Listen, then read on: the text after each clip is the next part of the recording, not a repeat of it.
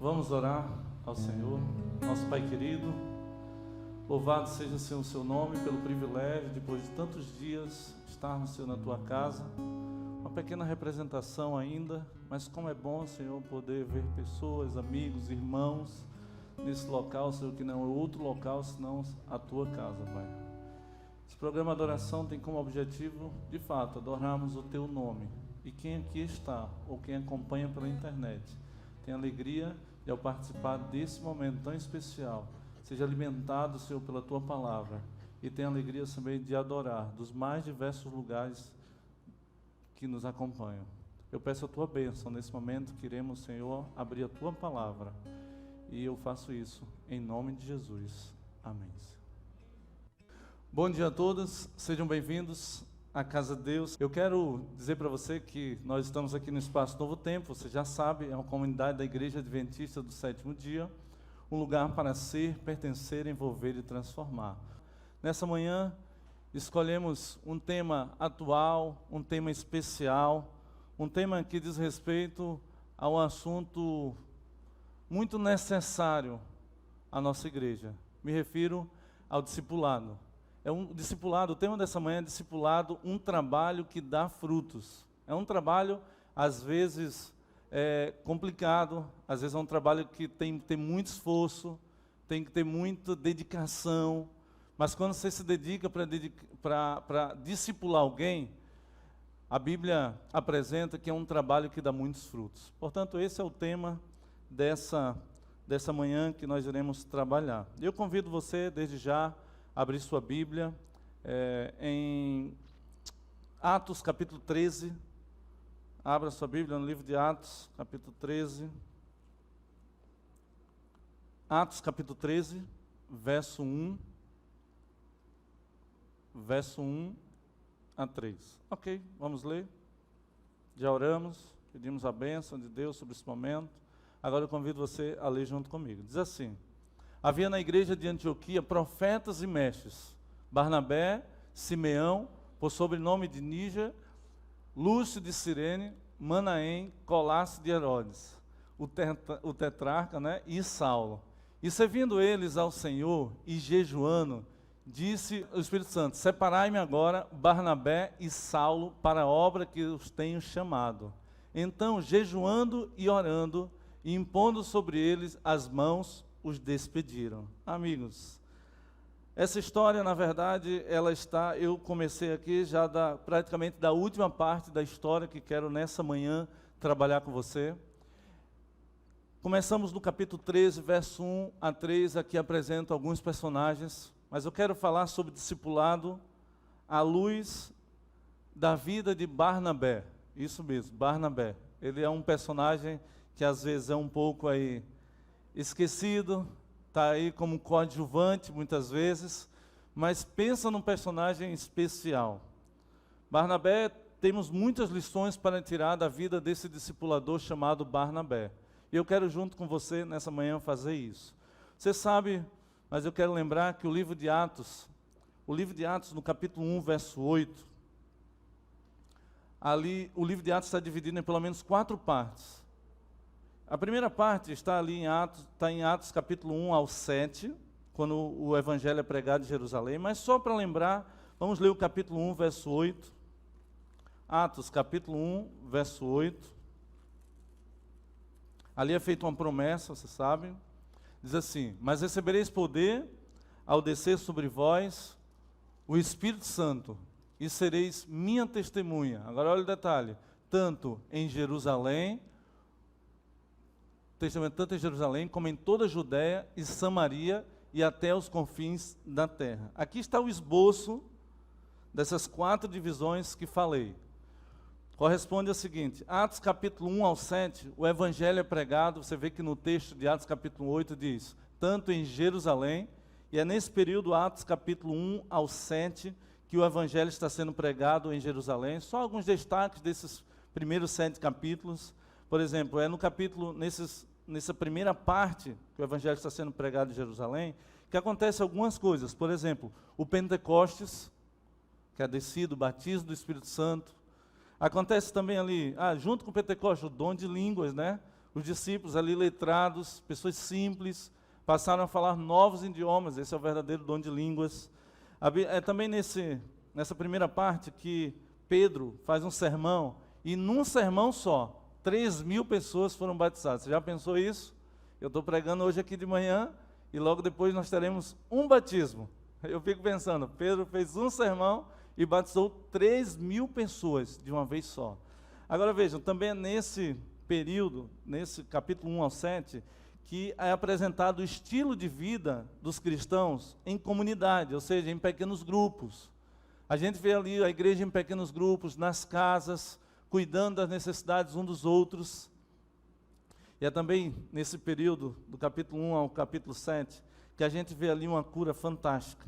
A cura do coxo, daquele coxo que ficava ali à beira das escadarias, né? E ele tem um encontro com Pedro, com João, e ali é feito um milagre fantástico. É nesse período também aí, do capítulo 1 ao 7, que a gente vê a força de uma igreja que ora. A forma miraculosa como Pedro sai da prisão, os cristãos orando, né? Apenas um apanhado geral. É também nessa etapa, nessa primeira parte do livro de Atos, que a gente vê a instituição dos diáconos, ou seja, os discípulos passaram agora a se preocupar somente com a pregação do Evangelho, deixando para os diáconos ali a responsabilidade do cuidado para com os necessitados, foi instituído os diáconos. E é também ali, já no capítulo 7 também, o martírio de Estevão, o primeiro cristão aí que dá a vida por aquilo que acreditava. Então a gente tem esse apanhado geral. A segunda parte é quando o Evangelho agora deixa de ser pregado em Jerusalém, e vamos agora pregar e os discípulos passam a pregar o Evangelho a partir de Samaria e Judéia também. Estamos já no capítulo 8, e essa segunda parte vai até o capítulo 12.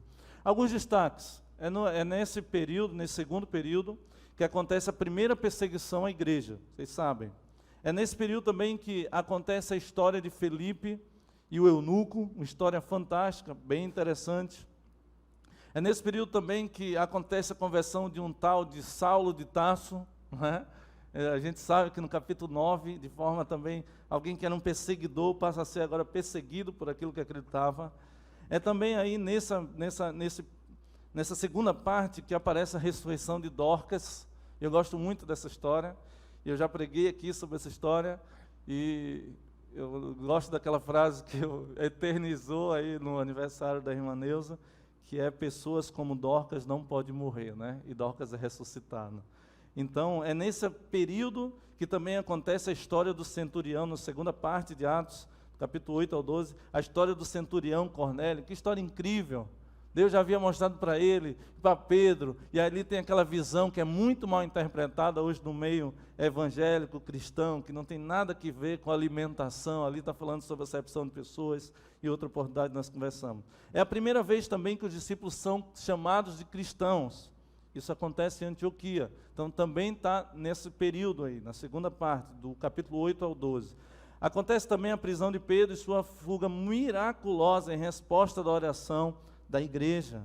É nesse período também que morre Herodes, na segunda parte, que era um perseguidor, e ele morreu de forma misteriosa. Os vermes, diz a Bíblia, o comeram. Então, um apanhado geral.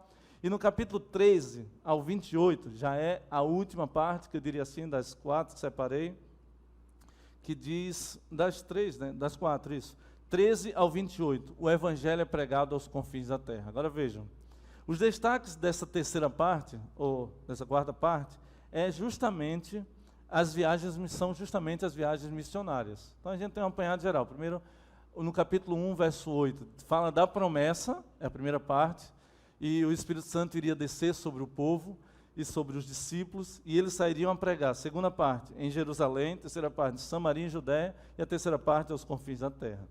E é nessa parte dos confins da terra, no capítulo 13, que eu comecei a mensagem dessa manhã. E no capítulo 13, do verso 1 ao 3, nós já lemos, ali fala de alguns personagens. Mas antes ali fala, no capítulo 13, sobre uma cidade, a cidade de Antioquia, não é isso? Paulo e Barnabé. Havia na igreja de Antioquia profetas e mestres. Começa dizendo assim o verso 1, isso. Barnabé, e cita em Barnabé alguns outros, mas eu destaco principalmente Barnabé, que é o tema, é a pessoa que nós iremos estudar a partir dessa visão discipulada. Antioquia da Síria. O que era essa cidade? Era conhecida como a rainha do Oriente, não é? Aqui, imperatriz, tem uma forma de se chamar imperatriz, né? Temos uma forma de chamar imperatriz, é o portal da Amazônia, né? Aqui, Antioquia era a rainha do Oriente. Tinha um extenso comércio, e desse populoso centro trazia, por ser um populoso centro, havia muitas pessoas que vinham a essa cidade, e ali tinha muitas pessoas de várias nacionalidades. Ademais, Antioquia também era conhecida como um refúgio favorável para os amantes do sossego e da recreação. Você tenhamos uma visão geral do que acontecia. Ela tinha uma localização muito boa, beleza circundava essa cidade, muita riqueza, cultura e muitas outras coisas. Aliás, nos dias dos apóstolos, ela havia se tornado uma cidade de luxo e de muitos vícios. E é nesse contexto que a Bíblia fala que havia na igreja de Antioquia agora Barnabé. Quem era Barnabé? Um discipulador, diria assim, um dos personagens do capítulo 13. Barnabé, seu nome significa filho da exortação, consolação, diz o dicionário bíblico adventista. Você vê pessoas com o nome de Paulo, Pedro, mas é difícil ver um Barnabé, né? Eu tenho um amigo de infância, e como ele hoje a gente chama de bullying, né? Como tiravam graça com esse rapaz, né? Fazia Barnabé, tratava e brincava com ele, era uma maldade, né? Mas seria um nome, se fosse associar, seria um privilégio ter um nome de alguém que representa uma pessoa como Barnabé. Sabe por quê? A Bíblia diz que seu nome significa filho da exortação, consolação. A Bíblia não, dicionário bíblico adventista. Uma figura muito importante da Bíblia, apesar de que aparece como coadjuvante, mas ele foi um discipulador. Barnabé aparece de forma muito discreta na palavra de Deus. E pouquíssimas vezes, dentre as quais eu quero destacar algumas. A Bíblia apresenta Barnabé em alguns textos, e eu quero destacar o primeiro. Atos capítulo 4, verso 36 a 37. Primeira vez que ele aparece, a Bíblia o apresenta em Atos capítulo 4, verso 36 a 37. Diz assim: José, a quem os apóstolos deram o sobrenome de Barnabé, olha que interessante, aí já tem outro nome, que quer dizer filho da exortação, levita natural de Chipre, como tivesse um campo. Olha, a primeira vez que a Bíblia fala dele, olha o que ela diz: vendendo, trouxe o preço e depositou, como diz a Bíblia, aos pés dos apóstolos. A primeira vez que Barnabé aparece na história bíblica, ele aparece ajudando financeiramente a igreja. No momento que a igreja realmente estava precisando bastante para o avanço da obra, para o cuidado com os necessitados. E eu fico pensando, que privilégio poder ajudar o avanço da obra através dos nossos recursos, da nossa fidelidade a Deus. Você tem ajudado financeiramente a igreja, ou seja, o avanço do reino de Cristo aqui na terra? Barnabé é apresentado como um exemplo de discipulador. Vocês vão ver mais na frente a importância desse homem para até o que nós temos em nossas mãos, a palavra de Deus, a importância que se dá ao texto bíblico, que eu quero dar à Bíblia, por entender um pequeno detalhe na história de Barnabé, que eu quero compartilhar, como falei nessa manhã. O maior ajudado não é quem doa, ou não é somente as pessoas que irão receber o benefício da doação, mas sou eu e você, quando ajudamos, quando participamos, quando compartilhamos, quando devolvemos a Deus aquilo que lhe pertence, quando compartilhamos com as pessoas que precisam, estão ao nosso redor. De fato, é uma bênção poder participar da pregação do Evangelho dessa forma. Imagino que, como eu, você cresceu na igreja, quem sabe ouviu as cartas missionárias, né? E aquilo mexia comigo, a história de missão. Os anos se passaram e eu virei um missionário. Saí da minha terra, lá do Rio Grande do Norte, e vim trabalhar na Amazônia. Ainda estou aqui, no Nordeste, Amazônia, legal, né? Eu diria assim. Mas é um privilégio ser um missionário, mas nem todos vão poder fazer o que eu estou fazendo, ou o que alguns amigos meus estão fazendo ao redor do mundo. Mas você pode, através da sua fidelidade, fazer como Barnabé, ajudar financeiramente a igreja. Barnabé é apresentado como um homem que faz sacrifício pela causa de Deus. Veja, a época não era fácil. Se você olhar, analisar os primeiros anos da igreja cristã primitiva, foram anos difíceis. A despeito disso, a Bíblia diz que os discípulos faziam ali arrecadação, os novos cristãos vendiam o que tinham, compartilhavam. Foi um período assim de dificuldades, mas também de ajuda mútua, né? E agora esse homem, a Bíblia diz que ele pega o seu campo, um terreno, ele lá uma casa, ele vende, e diz assim, olha, está aqui para os apóstolos, para vocês. Vejam que ele ainda não estava envolvido ainda diretamente com o ministério, a obra da pregação, a obra da missão, mas como membro da igreja da época, ele diz assim, eu quero fazer esse sacrifício, eu vou vender e vou compartilhar. Deixa eu fazer uma pergunta para você, para nós. Você tem feito sacrifícios pela causa de Deus? Será que eu tenho feito esse sacrifício? Ou a gente prefere ficar assim na nossa zona de conforto, ou a gente prefere ficar no nosso coração egoísta, que quer tudo para a gente, que não está disposto a se sacrificar pelo outro. E a gente tem um exemplo lindo na palavra de Deus, que é o exemplo de Jesus, o nosso Deus. Ele se sacrificou, ele se doou. A Bíblia diz que ele se esvaziou, que ele se aniquilou. Estamos seguindo o exemplo de Cristo? Essa é a pergunta que temos que refletir sempre.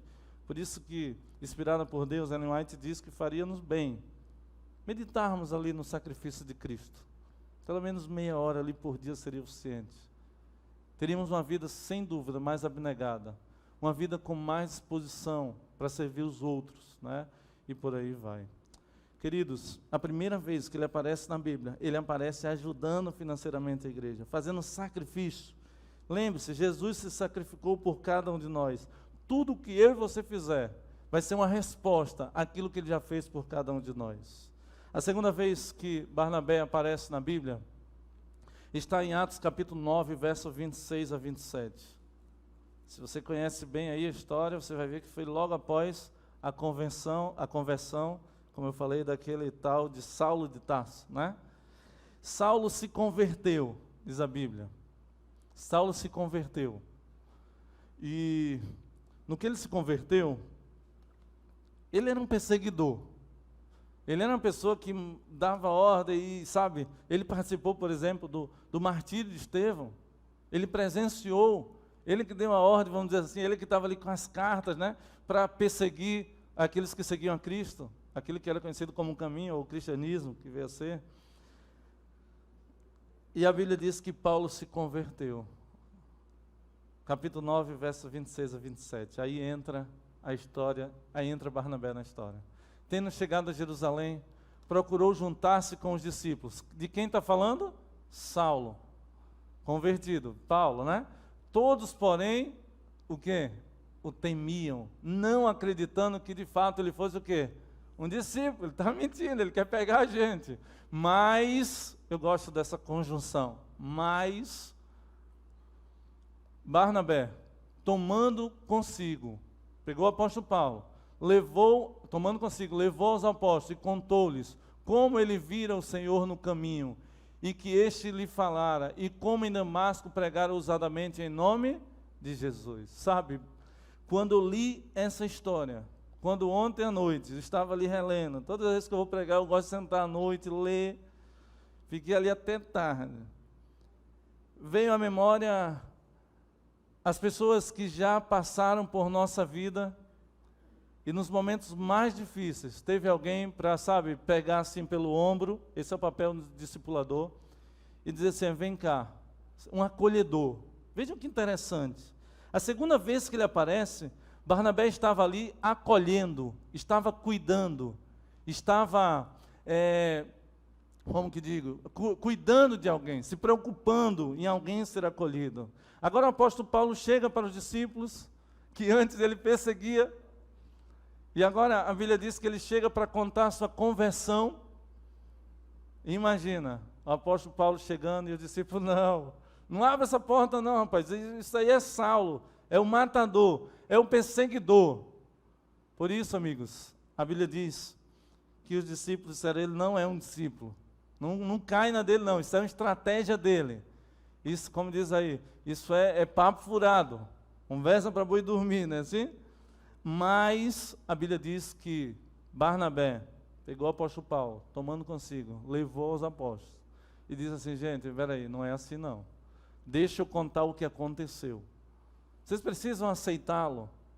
Sabe, Saulo, ele está convertido. Ele agora faz parte do nosso movimento, do cristianismo. Na época não havia esse nome oficialmente. Mas ele faz parte agora do caminho que ele perseguia. Agora ele se converteu. E ele contou a história. E ele disse, queridos, aqui, e ele foi apresentando, olha, aqui está o líder da igreja, olha, aqui está essa pessoa que recebe pela música, olha, Paulo, se precisar cantar é com ela, né? Olha, aqui tem um banheiro, e foi apresentando a igreja e as pessoas.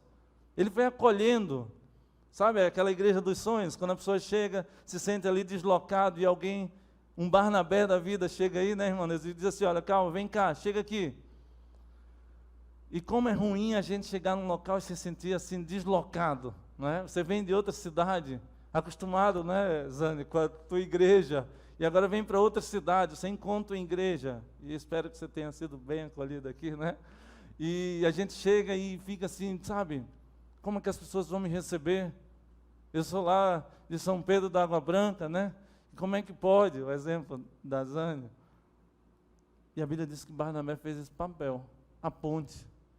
Ele amenizou aquele problema, aquele preconceito. Ele foi uma ponte, não uma barreira. E há muitas pessoas, infelizmente, que ao invés de ser pontes, acabam se levantando como barreiras. A Bíblia diz que ele introduz Paulo para conversar com os discípulos. Ele preparou a sua comunidade. E ali ele ficou 15 dias em Jerusalém. Como é importante acolhermos bem as pessoas. Quando eu estava estudando essa história, eu lembrei de 2 amigos que mudaram minha vida. Eu fui muito acolhido, muito bem. Isso mudou minha vida. Quando meus pais se separaram, eu morava em Natal. Não é porque é minha cidade, não, mas eu acho que é uma das cidades mais lindas do Brasil. E foi um choque, assim, ter que mudar para Belém. Hoje eu amo Belém, para mim também é uma cidade muito boa. Mas quando eu comparava, eu cheguei depressivo, assim, sabe, muito triste. Eu não saía de casa. Primeiro, pela situação da questão da separação dos pais. Segundo, não tinha vontade de sair de dentro de casa. Falei, meu Deus, que cidade, chuva, cheguei naquela época da chuva, que tem época que chove o dia todo, tem época que chove todo dia, tem época que chove o dia todo. Eu cheguei na época que chove o dia todo. E eu lembro que, meu Deus, não tem sol aqui, eu ficava, né? Depois eu descobri que o sol era era uma cidade bastante quente. Eu ficava tão triste, sabe, eu chorava. Minha companheira muitas vezes foi à Rádio Novo Tempo, nunca esqueço disso. Ligava o rádio, ficava ali, tinha uns programas da madrugada, sem dificuldade para dormir, triste, chorando, sem entender os propósitos, os planos de Deus para a nossa vida. Mas eu lembro que Deus colocou alguém muito especial, 2 pessoas, as quais só de lembrar eu me emociono. Deus colocou o Marcos e a Sara.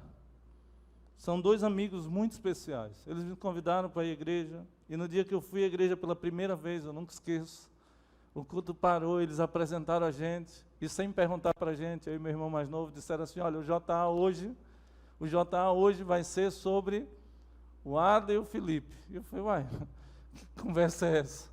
E o culto jovem, né, à tarde. Nós vamos fazer uma entrevista sobre eles, vão falar como que é lá em Natal, como é o Nordeste, como vieram parar aqui.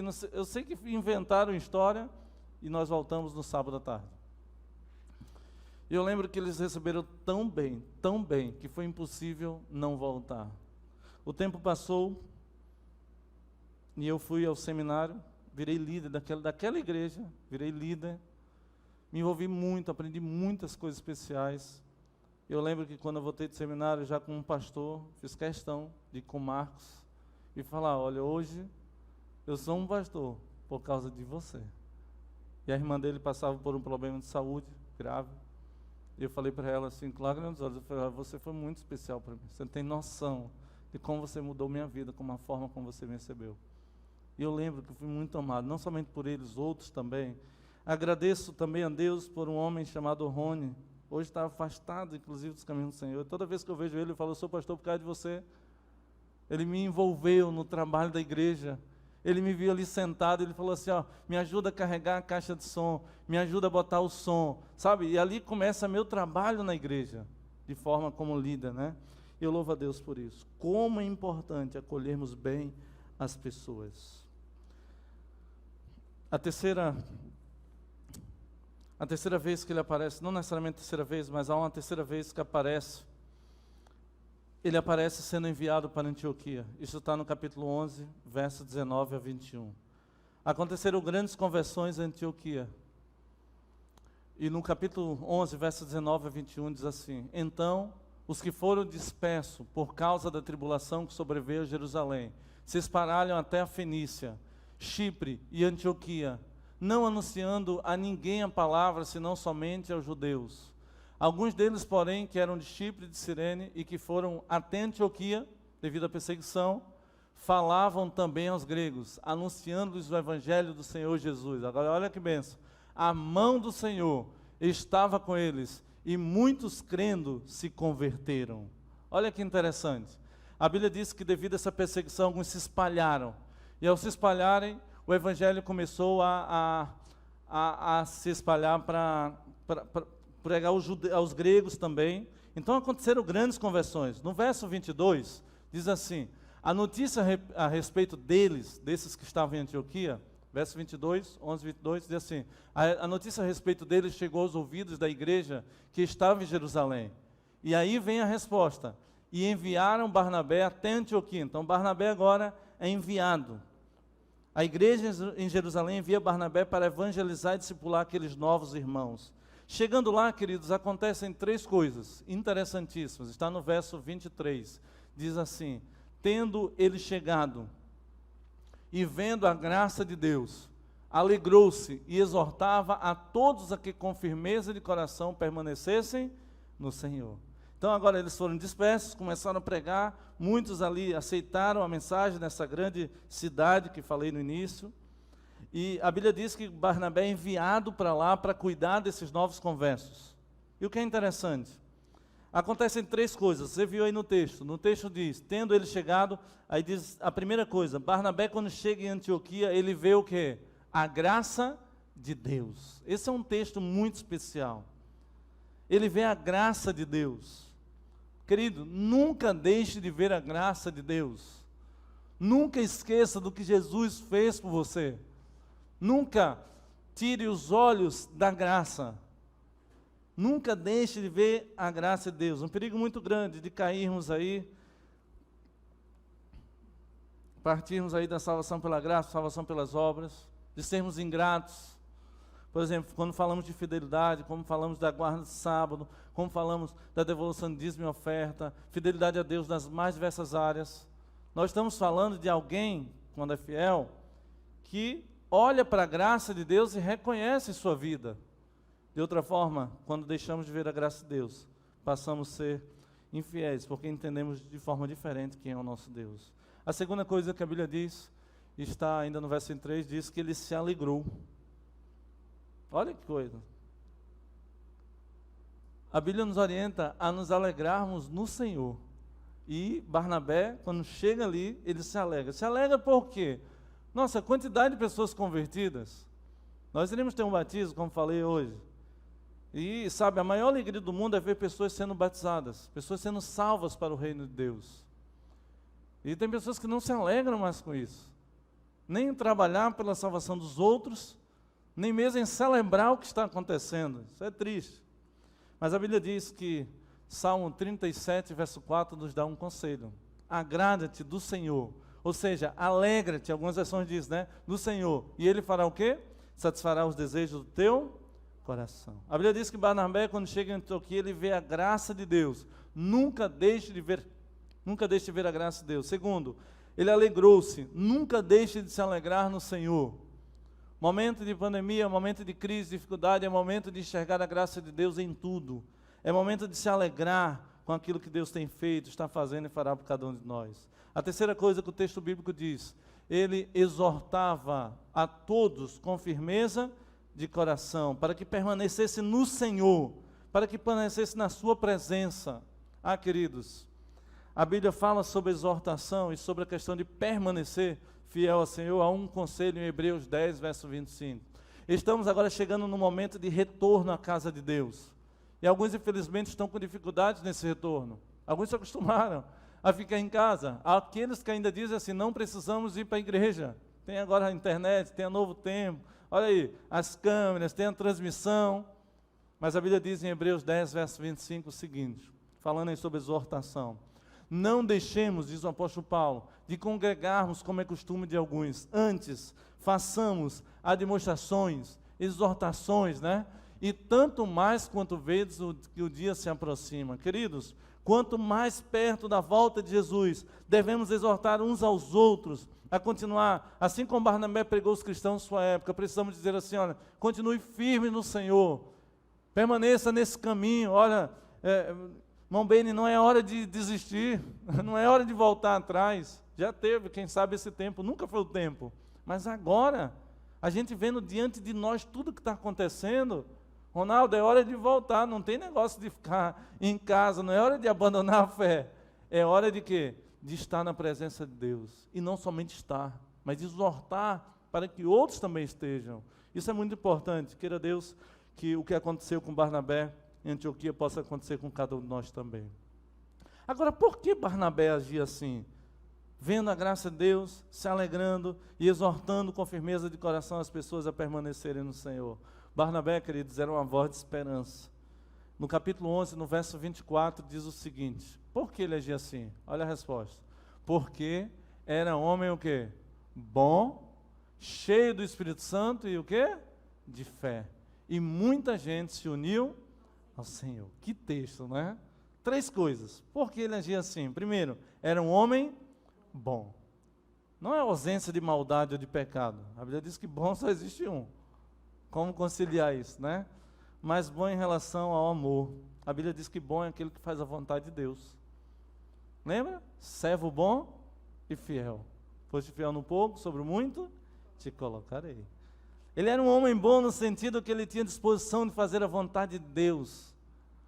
Um bom em amar as pessoas a ponto, como vimos o texto, de compartilhar aquilo que Deus tinha dado, inclusive sua vida. A Bíblia diz que ele era cheio do Espírito Santo. Tem pessoas que são cheias de si mesmo, cheias de orgulho. Alguns até cheios de muito dinheiro. É verdade? De títulos. Tantas coisas que esse mundo pode oferecer. Mas a Bíblia diz, queridos, que são poucos. Que a Bíblia diz que foram cheios do Espírito Santo. Eu lembro de João Batista, Jesus cheio do Espírito Santo. No Antigo Testamento, alguns personagens. Mas não é uma coisa que se repete assim com tanta frequência. Os discípulos do Pentecostes. Mas a Bíblia diz que ele era um homem cheio do Espírito Santo. Sobre isso a Bíblia nos dá um conselho. Efésios 5, versos 8 diz, não vos embriagueis com vinho, no qual a dissolução, olha o conselho, mas enchei-vos do Espírito Santo. Era cheio do Espírito Santo. São poucos o que a Bíblia diz isso sobre eles. Queira Deus que você se encha cada dia do poder do seu Santo Espírito. A Bíblia diz, por fim, que era um homem de fé. Era um homem que acreditava naquilo que pregava. Precisamos ser homens e mulheres de fé. Precisamos ser homens e mulheres de fé. Porque Barnabé agia assim, era um homem bom, era cheio do Espírito Santo e era um homem de fé. Deus nos faça pessoas boas, disposição em servir e amar ao nosso Deus, fazer a sua vontade, que a cada dia possamos nos encher do seu Santo Espírito e possamos ser verdadeiramente conhecidos como homens e mulheres de fé. Que você seja um advogado de fé, viu, Ronaldo? Um médico, Beni e Azane, de fé. Quando todo mundo disser assim, olha, acabou, não tem mais o que fazer. Peraí, calma, temos um Deus. Sabe, Dani, lá, quando as pessoas desesperarem, não, nós somos pessoas de fé, precisamos agir pela fé. Quando todos disserem assim, vai dar tudo errado, essa pandemia vai... Não, peraí, vamos crer em Deus, somos pessoas de fé. Deus nos faça assim. A Bíblia diz que, agora a próxima, Atos capítulo 11, verso 25, diz assim: e partiu Barnabé para Tarso, à procura de quem? De Saulo. Tendo encontrado, levou-o para onde? Para Antioquia. E por todo um ano se reuniram naquela igreja e ensinaram numerosa multidão. Em Antioquia foram os discípulos pela primeira vez chamados de quê? cristãos. Barnabé agora sai de Antioquia, e aqui está um detalhe que eu quero destacar nessa história. Nós falamos aqui muito sobre Barnabé, sobre a igreja, sobre características de Barnabé, mas eu quero destacar esse detalhe importante. A Bíblia diz que ele sai de Antioquia e foi procurar Saulo. Quando você lê o que Ellen White comenta, os comentários que existem também sobre esse momento de Saulo, ele tinha acabado de se converter, ele estava enfrentando a oposição do próprio povo que deveria aceitá-lo, os judeus. Ele teve que se retirar e ir para a Arábia, passar um tempo lá, se fortalecer no Senhor. E devido a todas essas dificuldades, você sabe, os primeiros anos da vida cristã são os anos mais difíceis, são os anos mais complicados. O inimigo vai fazer tudo para que a gente retroceda na fé. E cada um de nós temos a nossa história, temos a nossa experiência em relação a isso. A Bíblia diz que Paulo estava um pouco desanimado, querendo, quem sabe, até desistir. E a Bíblia diz que Barnabé vai até onde Saulo estava, usado por Deus. Sabe aquelas pessoas que são enviadas por Deus no momento certo, na hora certa? No momento que mais Paulo precisava desse encontro, dessa experiência de se alegrar, de estar na presença de cristãos conversos. Pensa numa igreja feliz, uma igreja que tem muitas conversões, que presencia muitas cerimônias batismais. Isso muda a vida da gente. Por isso, Barnabé, vendo a situação, vai até onde está Saulo, trouxe para Antioquia, e a Bíblia diz que durante um ano, o apóstolo Paulo, trabalhou do lado de quem? De Barnabé. Um coadjuvante. A Bíblia diz que primeiro ele entrosou Paulo com os discípulos, depois se lembrou de Paulo. Espera aí, aquela história é fantástica. Aquele rapaz, ele precisa vir aqui, ele vai lá e traz Paulo. Que interessante. E durante um ano eles trabalharam juntos. Depois, queridos, é depois disso que ambos foram escolhidos pelo Espírito Santo para evangelizar o mundo. Atos capítulo 13, agora sim o texto que lemos no início. Voltamos para onde começamos, diz assim: havia na igreja de Antioquia profetas e mestres, Barnabé, Simão, por sobrenome Níger, e Saulo, né? Tem outros nomes. E servindo eles ao Senhor, olha que experiência legal, jejuando, disse o Espírito: separai-me agora, depois de um ano de trabalho, Barnabé e Saulo, para a obra que os tenho chamado. Então, jejuando e orando, e impondo sobre ele as mãos, os despediram.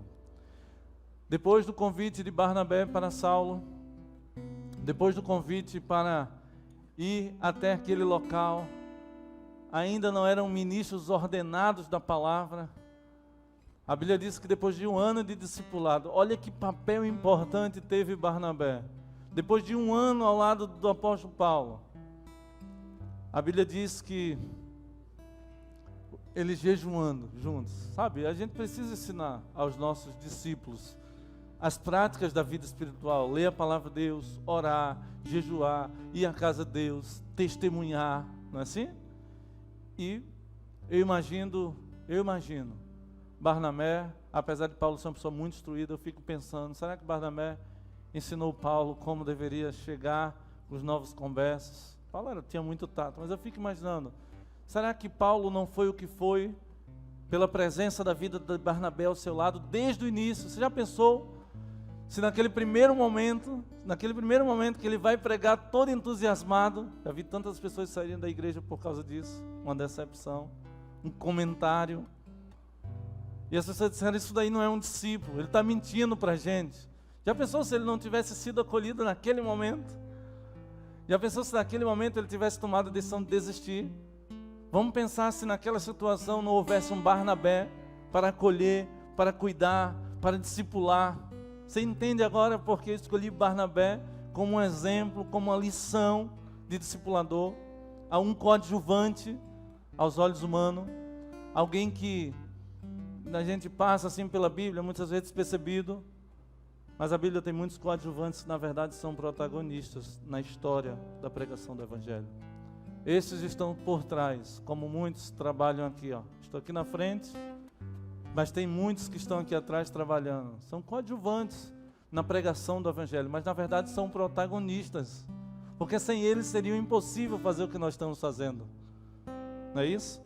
E a Bíblia diz que depois disso, eles foram ordenados ao santo ministério. Eu fico pensando Paulo querendo desistir, Barnabé dizendo, calma Paulo, um dia quem sabe você vai ser ordenado. Você sabe que o ministério na igreja adventista é assim, a gente passa por aquele período, 4 anos eu tive a alegria de ser ordenado aqui em Imperatriz, e é algo muito especial. E eu estudei essa história à luz, comparando com o que aconteceu comigo, você ser ordenado, aquelas dezenas de pastores, a igreja agora, as pessoas ordenando, colocando suas mãos sobre o apóstolo Paulo e Barnabé. E sabe, na ordenação a gente tem um padrinho, eu tive um padrinho, e eu fico imaginando que Paulo disse, olha, meu padrinho é você. Você foi o responsável. Lembra do que eu falei sobre meu amigo Marcos? Eu falei, olha, obrigado, eu sou o que sou, estou onde estou, porque um dia você me acolheu, você me ajudou, você me discipulou. Eu sou grato a muitas pessoas. Mas eu fico pensando, a gratidão de Paulo para com Barnabé. Tem coisas que só no céu nós saberemos, mas podemos sim imaginar. Todos nós, em algum momento de nossas vidas, fomos ajudados por algum Barnabé que Deus colocou em nosso caminho. Deus colocou um Barnabé no caminho dos meus avós, pastor Andi Nabuco. Deus colocou um Barnabé na minha vida, meu pai, minha mãe. Deus colocou Barnabés que nesse processo, até hoje, várias pessoas foram colocadas para me abençoar, sabe, eu fui ancião muito novo, líder de igreja, quantas pessoas me ajudaram, me orientaram, enfim, na ausência do meu pai, algumas pessoas, como meu irmão mais velho e outros, tomaram a decisão de me cuidar, de me orientar como homem, como cidadão.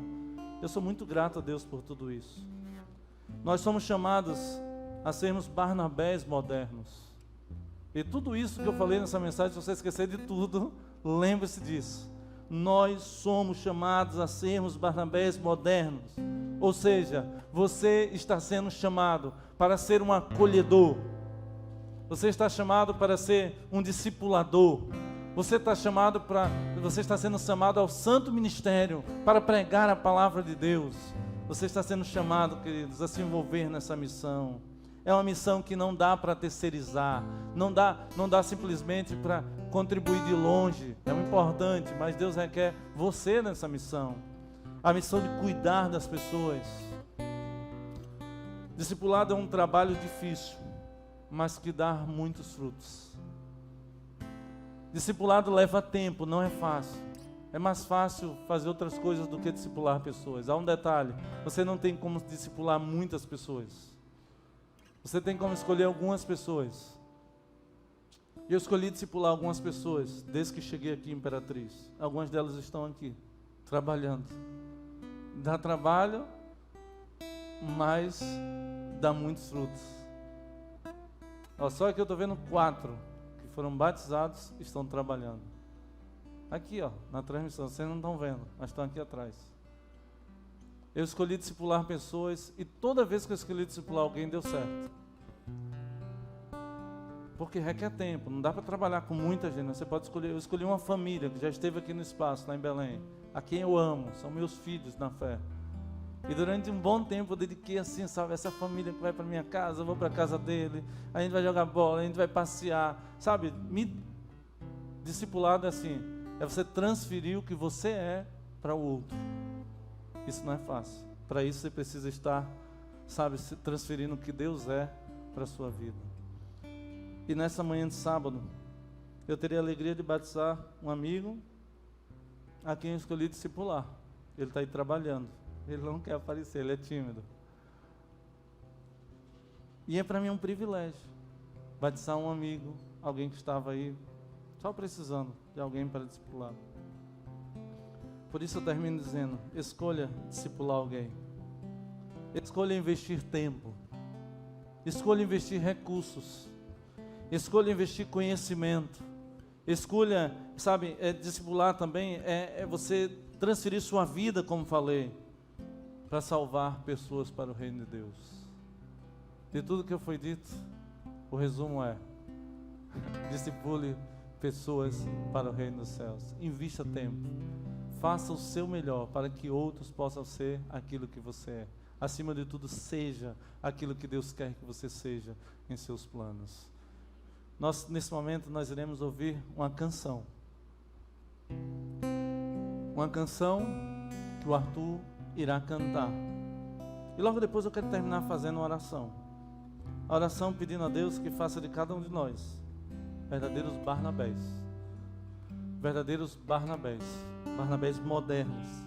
Barnabés que estejam dispostos a acolher, cuidar, discipular e, salvar pessoas para o reino dos céus.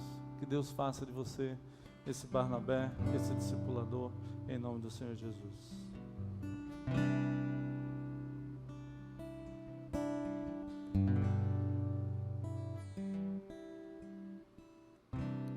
É que a gente sofre tanto por tudo que se desfaz. O infinito é tão distante, pra frente ou para trás. Nele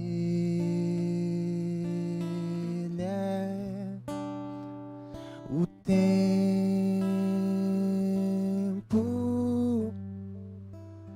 Deus infinito é o dono de tudo,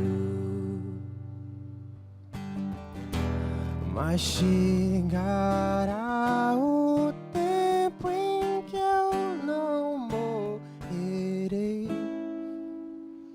jamais, jamais, e o tempo me deixará em paz, em paz. O antes e o depois não importam mais.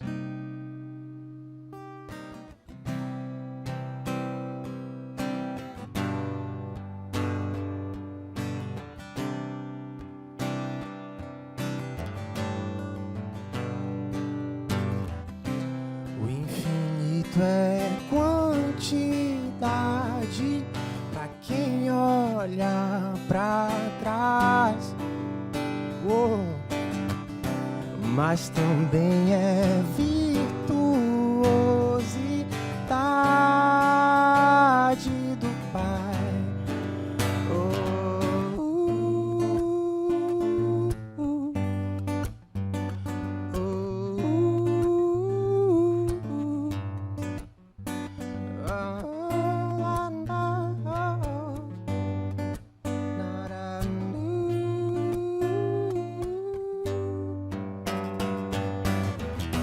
Mas chegará o tempo em que eu não morrerei jamais, jamais, e o tempo me deixará em paz,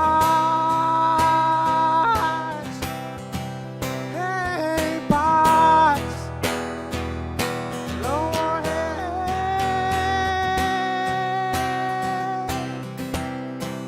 jamais, o tempo me deixará em paz, em paz.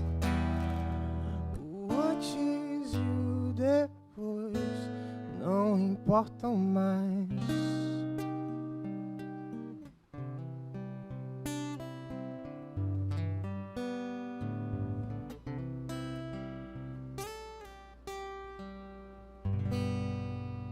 Amém.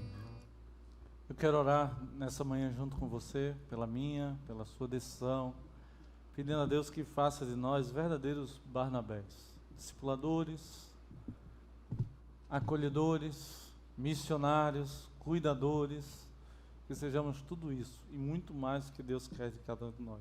Vamos orar, colocar nossa decisão nas mãos de Deus. Nosso Pai querido, louvado, Senhor, seja o Teu nome, pela alegria, pelo privilégio, Senhor, que temos de ouvir a Tua palavra. Alegria, Senhor, de ver na Bíblia tantos personagens, Senhor, que nos inspiram a ser, Senhor, aquilo que o Senhor deseja que nós sejamos. A história de Barnabé é uma história fantástica.